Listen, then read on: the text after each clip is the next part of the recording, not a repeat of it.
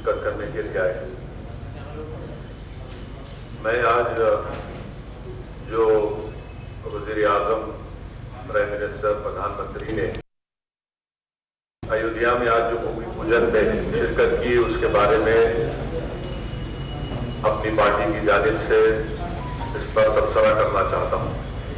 आपसे मेरी गुजारिश है, आपसे एक सवाल है कि मैं अंग्रेजी में बोलूँ या उर्दू में बोलूँ। देखिए, मैं शुरू से इस बात को कह रहा था कि वज़ीर-ए-आज़म को, प्रधानमंत्री को आज के भूमि पूजन के फंक्शन में शिरकत नहीं करना चाहिए था, नहीं अटेंड करना चाहिए था। और मैं हमेशा से कहता हूं, आज भी कह रहा हूं, इसलिए कि प्रधानमंत्री, वज़ीर-ए-आज़म किसी एक मखसूस या खास मजहब के वो प्रधानमंत्री नहीं है। जो नरेंद्र मोदी की सरकार है उसका कोई मजहब नहीं है। भारत, इंडिया का कोई मजहब नहीं है। आज प्रधानमंत्री ने, नरेंद्र मोदी ने बहैसियत प्रधानमंत्री आज के भूमि पूजन में शिरकत करके उन्होंने जो ओथ लिया था, उन्होंने उसका वायलेशन किया है। का जो बेसिक स्ट्रक्चर है सेकुलरिज्म, उसको वायलेट किया है। और तीसरी बात यह है कि प्रधानमंत्री का आज के उस फंक्शन में जाना, आज का दिन हिंदुत्व की कामयाबी का दिन है और सेकुलरिज्म की शिकस्त का दिन है। आज का दिन जो प्रधानमंत्री बहैसियत प्राइम मिनिस्टर वहां पर गए, उनके जाने की वजह से आज का दिन हिंदुत्व की कामयाबी का दिन है, सेकुलरिज्म की शिकस्त का दिन है।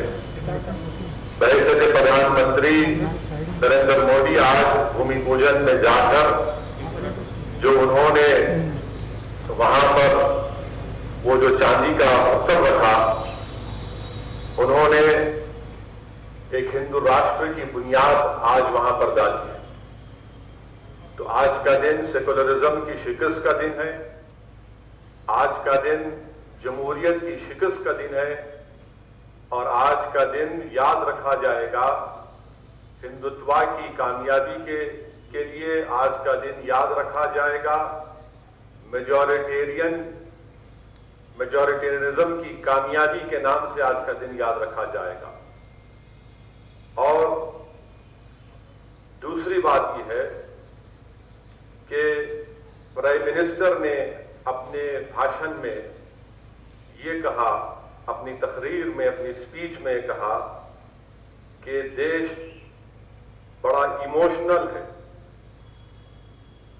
यकीनन प्रधानमंत्री नरेंद्र मोदी, असदुद्दीन ओवैसी भी बड़ा इमोशनल है।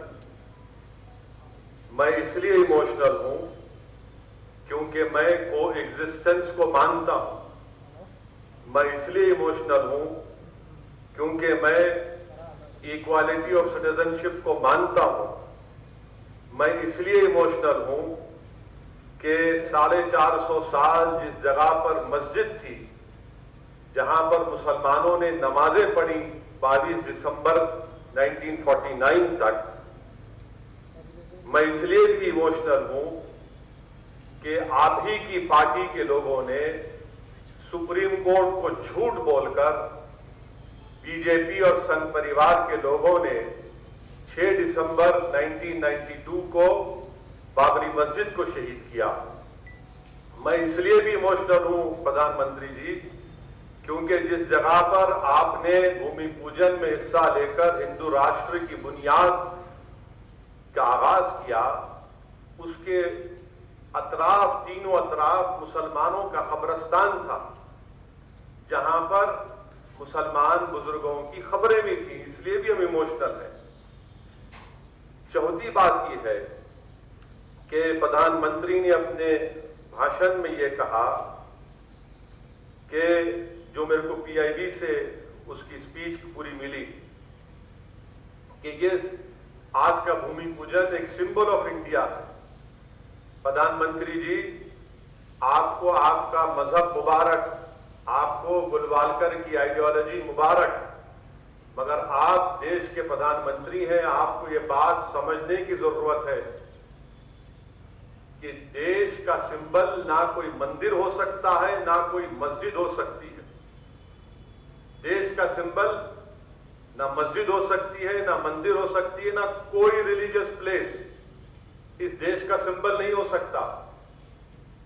वो सिंबल हो सकता है किसी एक मजहब के लिए, किसी एक कल्चर के लिए, मगर वो इंडिया का सिंबल नहीं हो सकता। और प्रधानमंत्री ने यह कहकर कि मंदिर इस देश का एक सिंबल है, उन्होंने अपने मजहब को, अपनी आइडियोलॉजी को पूरे कंट्री के ऊपर मुसल्लत किया। प्राइम मिनिस्टर ने आज ये अपनी स्पीच में ये बात कहकर मेजॉरिटेरियनिज्म को एंडोर्स किया। छठी बात यह है कि प्रधानमंत्री ने अपने स्पीच में 15 अगस्त जो हमारे लिए इंडिपेंडेंस डे है, यौम आजादी है, आज 5 अगस्त को प्रधानमंत्री वजीर आजम ने इसको 15 अगस्त से मिला दिया। हम फिर से वजीर आजम को और देश को बताना चाह रहे हैं कि 15 अगस्त हमारे मुल्क के लिए एक आजादी का दिन है। हिंदू, मुसलमान, सिख, ईसाई, बौद्ध सबने मिलकर इस मुल्क को अंग्रेजों की गुलामी से आजाद करवाया और उनको शिकस्त दी। क्या प्रधानमंत्री ये कहना चाह रहे हैं कि 15 अगस्त से मिलाकर कि उनके चाहने वाले, उनके मानने वाले, उनको आज आजादी मिली? किसको शिकस्त दी प्रधानमंत्री, आपने बताइए। 15 अगस्त को अगर हम लाल किले पर झंडा, तिरंगा लहराते हैं, बड़ी फख्र के साथ लहराते हैं, तो ये पैगाम देने के लिए कि हमने 200 साल की अंग्रेजों की गुलामी के बाद इस देश को आजाद किया। कैसे प्रधानमंत्री फ्रीडम फाइटर्स को, उनकी कुर्बानियों की आज तौहीन की कि आज के दिन को उन्होंने 15 अगस्त से मिला दिया। और कैसे एक टेंपल का मूवमेंट एक मुल्क के बराबर हो सकता है? How can a temple movement be equated to a country? और आखिरी बात की है, बल्कि लास्ट 2 बात, कि आज के इस फंक्शन में मैंने कहा कि ये हिंदू राष्ट्र और हिंदुत्व की कामयाबी का दिन इसलिए भी है, आरएसएस के चीफ वहां पर क्या कर रहे थे और आरएसएस के चीफ का वहां पर मौजूद रहना और उनका तकरीर में यह कहना कि आज का दिन एक न्यू इंडिया बनाया जा रहा है। कौन सा न्यू इंडिया बनाने की बात कर रहे मोहन भागवत? कौन सा न्यू इंडिया बनाने की बात कर रहे? वो न्यू इंडिया बनाने की बात कर रहे जो हिंदू राष्ट्र होगा, जहां पर माइनॉरिटीज को, खास तौर से मुसलमानों को सेकंड क्लास सिटीजन बनाया जाएगा और मुसलमानों की जिंदगी और मौत का फैसला अक्सरियती तबके के गुडविल पर होगा। यह मोहन भागवत का पैगाम है।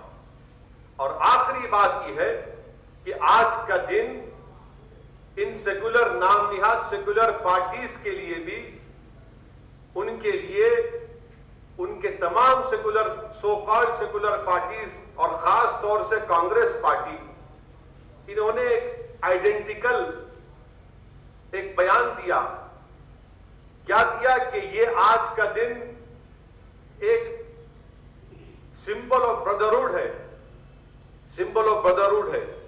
मैं इन तमाम सेकुलर पार्टीज से, जो अपने आप को सेकुलर कहते हैं, और मैं तो कम्युनल मैं हूं, पूरे भारत में अगर कोई कम्युनल है तो हम ही हैं, इसका मैं इकरार भी करता हूं। मैं इन तमाम सेकुलर पार्टीज से, कांग्रेस पार्टी से पूछना चाहता हूं कि आज का दिन कैसे ब्रदरहुड का सिंबल होगा, बताइए।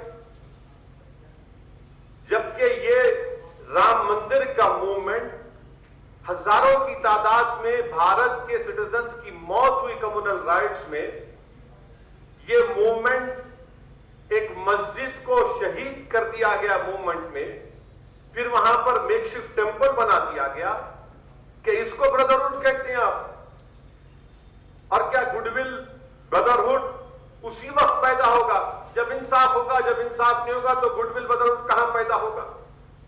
और मुझे तो आप अनइक्वल बना दिए मुसलमानों को, तो अनइक्वल कैसा ब्रदर होगा आपका, बताइए।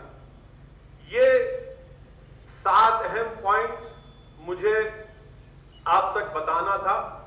अगर आपके कोई सवालात हैं तो मैं सवालात का जवाब दे देता हूं।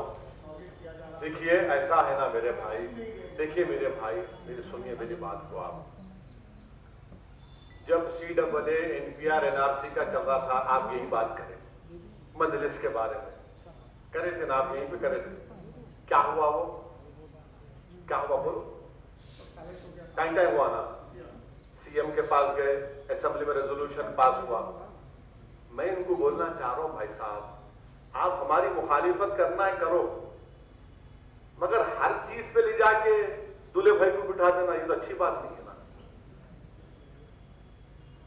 मैं चीफ मिनिस्टर हूं क्या, मगर हम सुनिए सुनिए, आप अब देखिए, अब आप बहस करना चाह रहे हैं, आ जाओ कुर्सी लाइव टेलीकास्ट कर लीजिए। नहीं सुनो, ठहरो ठहरो ठहरो, चितारे इतना बेचैनी कहीं को हो रही, जरा थोड़ा तो ठहरो, जरा पानी पिलाओ जी इनको। देखिए जो कोई बोल रहे हैं वो मंजलिस की मुखालिफत में बोल रहे हैं, उनका इख्तियार है, बोलते रहो बोलते रहो, मेरे को फिक्र नहीं है। मगर काम तो हम ही करेंगे जमीन पे इंशाअल्लाह ताला, और अल्लाह ने चाहा तो यकीनन हमको कामयाबी मिलेगी। अच्छा करे आप बात करके, I am really thankful to. मैं भूल गया, देखो आप लोग सवाल करें तो दिमाग में आती बात। बाबरी मस्जिद का जो डिमोलिशन हुआ ना, यही संघ परिवार जाकर सुप्रीम कोर्ट से परमिशन लिए थे और सुप्रीम कोर्ट उनको परमिशन दिया। अगर परमिशन नहीं देता सुप्रीम कोर्ट तो शायद 6 दिसंबर को शहीद नहीं होती। वो कंटेम्प्ट पिटीशन अब तक क्लियर नहीं हुआ मेरे भाई।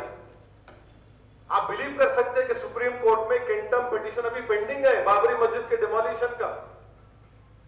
That is not yet heard. I pray and hope that the Honorable Supreme Court will hear this contempt petition also. और मैं सुप्रीम कोर्ट का कोई कंटेम्प्ट नहीं कर रहा हूं, मैं तो कह रहा हूं ना कि सुप्रीम कोर्ट आखिरी कोर्ट है हमारा, आखिरी एपेक्स कोर्ट है, फैसला उनका फाइनल है। सुप्रीम कोर्ट के फैसले से हम डिफर कर रहे हैं, और डिफर करना कोई गुनाह नहीं है मेरे भाई। इसीलिए जस्टिस JS वर्मा ने, जो सुप्रीम कोर्ट के बहुत बड़े लीगल लुमिनरी थे, जस्टिस JS वर्मा ने क्या कहा, supreme court is supreme but not infallible. JS Verma ने बात कही थी वो, मैं कोई नहीं कह रहा, मैं तो आपको ये फैक्ट्स बता रहा हूं, फैक्ट्स बता रहा हूं। हाँ बिल्कुल बिल्कुल, हाँ, no no no no no no no Prasad साहब, Supreme Court decision is final. Who is saying it's not final?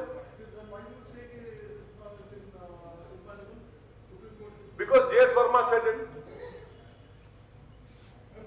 And who's JS Verma, who knows more law than you, who happens to be Chief Justice? And you know JS Verma also.